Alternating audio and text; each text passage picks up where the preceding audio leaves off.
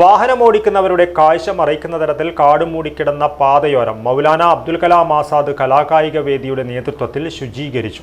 Udinur central Parathichal Chavela Kovval പാതയോരമാണ് കാടുവെട്ടി നീക്കി ശുചീകരണം നടത്തിയത്.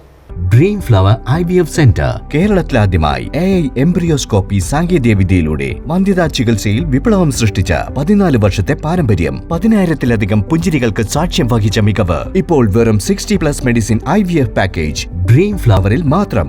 Dream flower IVF centre, opposite police station, Kasaragod.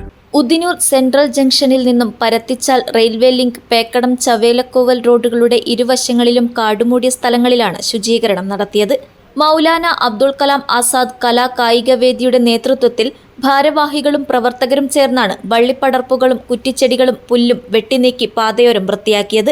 കാടുവെട്ടു യന്ത്രങ്ങൾ ഉപയോഗിച്ചും കലാകായിക വേദി പ്രവർത്തകർ നേരിട്ടും ശുചീകരിച്ചു.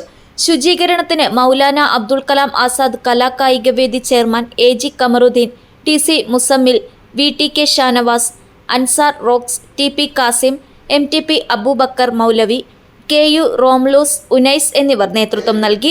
2 ആഴ്ച മുമ്പ് ഉദിനൂർ സെൻട്രൽ, പരത്തിച്ചാൽ, പേക്കടം, ചവേലക്കോവൽ റോഡുകളിലെ അപകട വളവുകളിൽ കോൺവെക്സ് മിററുകളും വിവിധ കേന്ദ്രങ്ങളിൽ തെരുവ് വിളക്കുകളും മൗലാന അബ്ദുൽ കലാം ആസാദ് കലാകായിക വേദിയുടെ നേതൃത്വത്തിൽ സ്ഥാപിച്ചിരുന്നു.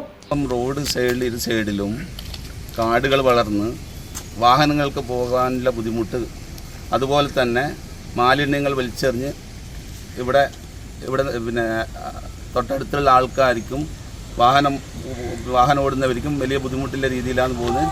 അതുപോലെ നമ്മൾ വർഷത്താൽ ഇങ്ങനെയെല്ലാം കാടുകൾ വളരുമ്പോൾ നമ്മൾ അബുൽ കലാം ആസാദ് കലാകായിക വേദിയുടെ നേതൃത്വത്തിൽ നമ്മളിങ്ങനെ ശുചീകരിക്കാറുണ്ട്. അതുപോലെ ഈ പ്രാവശ്യവും നമ്മൾ ശുചീകരിക്കുന്നു. News bureau, Cheruvathur.